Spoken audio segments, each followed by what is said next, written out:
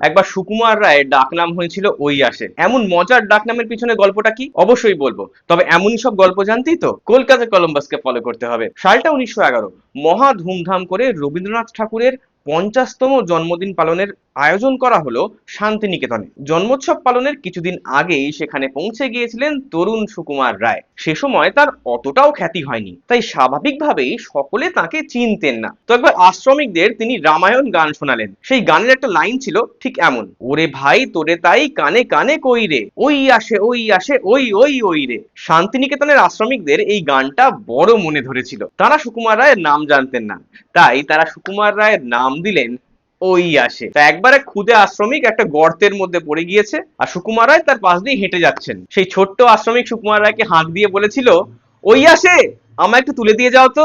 Video দেখার ফাঁকে follow করুন টুক করে কলকাতার কলম্বাস নতুন নতুন গল্পের খোঁজে।